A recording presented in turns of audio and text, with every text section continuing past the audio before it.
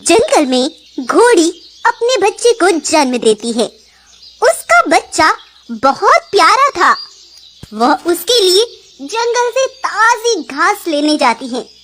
घोड़ी के चले जाने के बाद वहां पर एक भूखा दुष्ट शेर पहुंचता है।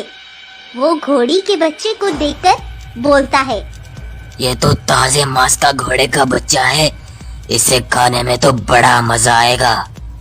इतना बोलकर शेर उसका शिकार कर लेता है और उस बेचारे को जान से मार डालता है। घोड़ी जब वापस लौटती है तो देखती है कि शेर ने उसके बच्चे को मारकर खा लिया है। ये सब देख घोड़ी वहीं की वहीं खड़ी रह जाती है और कुछ नहीं कर पाती।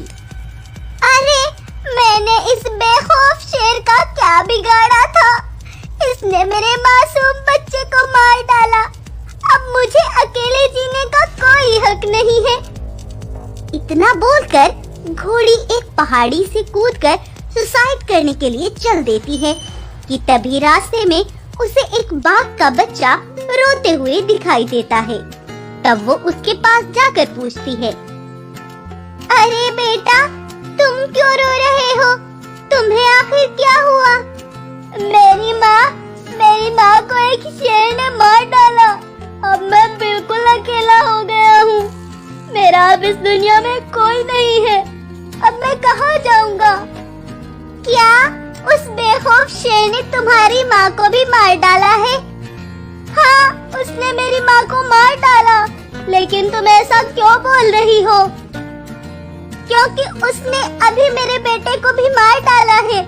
लेकिन बेटा, आज से मैं तुम्हारे साथ रहूंगी। मैं तुम्हारा बहुत ख्याल रखूंगी बेटा। तब से घोड़ी बाघ को अपने साथ रखती और उसे अपने बेटे की तरह पालती। उधर उसी शेर ने जंगल के बहुत से जानवरों को मार डाला था। कोई भी जानवर उसका मुकाबला नहीं कर सकता था। सभी उससे डर के मारे छिपे हुए थे। कुछ दिन बीत गए थे। अब बाघ भी बड़ा हो गया था।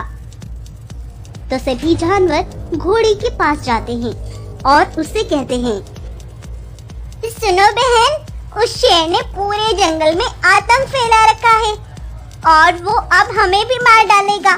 तुम हमारी मदद करो बहन। तुम चिंता मत करो, मेरा बेटा बाघ उसका अंत करेगा और साथ ही मेरे बच्चे और अपनी माँ बाघिन का बदला भी लेगा। अब तुम्हें चिंता करने की जरूरत नहीं। तब घोड़ी बाघ से अकेले में बात करती है। बाघ बेटा, उस शेर ने सभी जानवरों को परेशान कर रखा है।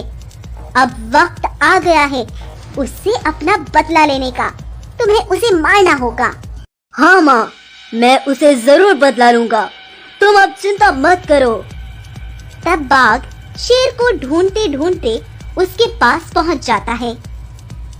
शेर, तुमने मेरी माँ को मार डाला था ना? तुमने बिल्कुल अच्छा नहीं किया था। अब तुम्हें उसका अंजाम भुगतना पड़ेगा। तब बाघ बड़े ही गुस्से से उस पर हमला कर देता है और कुछ ही देर में उसे जान से मार डालता है। तभी वहीं पर सभी जानवर पहुंच जाते हैं और शेर को मरा हुआ देख बड़ा खुश होते हैं। आखिर उनकी जान जो बच गई थी। बाघ भाई, तुम्हारा बहुत शुक्रिया। तुमने हमारी इस खूंखार शेर से जान बचा ली। तुम्हारा बहुत शुक्रिया।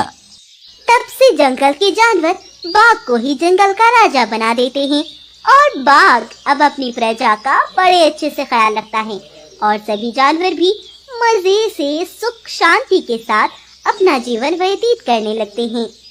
तो अगर आपको आज की ये स्टोरी जरा भी इंटरेस्टिंग लगती है तो इसको लाइक, शेयर एंड सब्सक्राइब करना ना भूलें। एक जंगल में बाघिन अपने 2 बच्चों को जन्म देती है। बाघिन के दोनों ही बच्चे बहुत सुंदर थे। बाघिन अपने दोनों ही बच्चों का बड़े अच्छे से ख्याल करने लगती है। उधर शेर को भी यह बात पता चलती है कि बाघिन ने 2 बच्चों को जन्म दिया है। तो शेर भी बाघिन से मिलने चला आता है।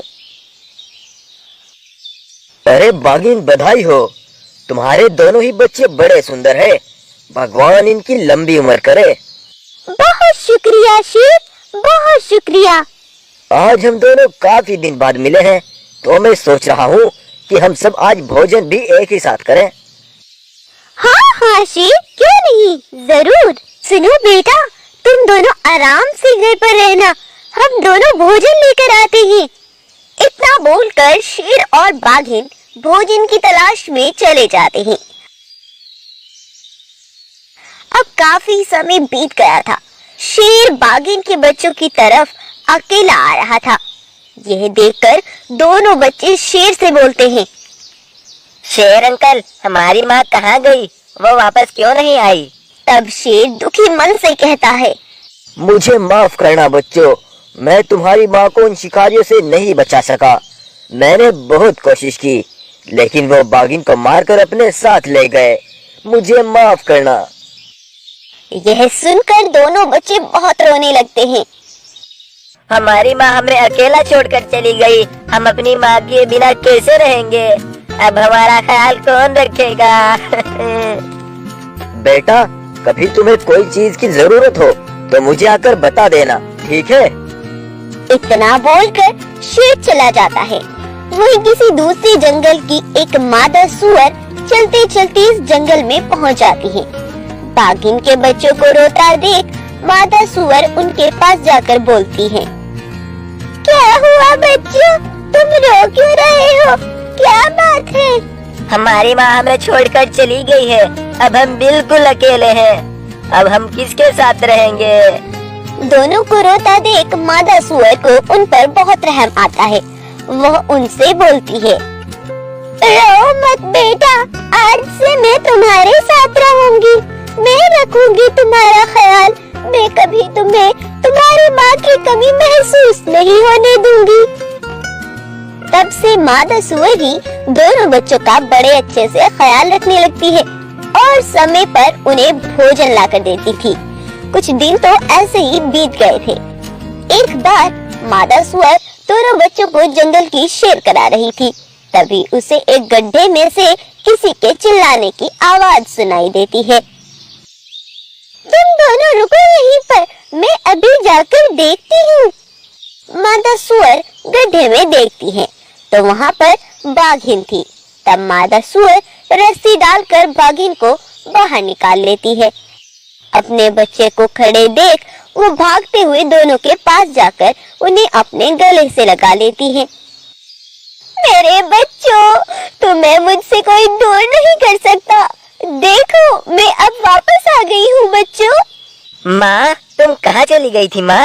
बेटा, जब हम दोनों शिकार करने जा रहे थे तो मैं इस गड्ढे के पास ही खड़ी थी कि तभी शेर ने मुझे पीछे से धक्का देकर नीचे गिरा दिया था। बाघिन, तुम कभी जंगल पर राज नहीं कर सकती। अब मैं करूंगा इस जंगल पर राज, और तुम्हारे बच्चे भी अकेले तड़प तड़प कर मर जाएंगे। उसने यह सब जंगल पर राज करने के लिए किया था, लेकिन अब मैं इसे नहीं छोड़ूंगी, नहीं। माँ, इनसे मिलो। इन्होंने हमारा बहुत अच्छे से ख्याल रखा है और हमें बिल्कुल परेशानी नहीं आने दी। माँ, ये बहुत अच्छी है। तुम्हारा बहुत शुक्रिया सुअर, मैं तुम्हारा ये एहसान कभी नहीं भूल सकती। कोई बात नहीं बहन, ये तो मेरा फर्ज था। तब वो शेर के पास पहुँचते हैं। उनको आते देख शेर के तो होश ही उड़ जाते हैं। ये अब तक जिंदा कैसे, और इसे किसने बचाया है? मुझे देखकर बहुत परेशान हो गए हो ना शेर, अब तुम्हारी खैर नहीं है। तब बाघिन एक ही खतरनाक वार में उसे जान से मार डालती है और इस धोखेबाज शेर का वहीं पर अंत कर देती है। फिर से वो सभी जंगल में मिलजुल कर एक साथ रहने लगते हैं।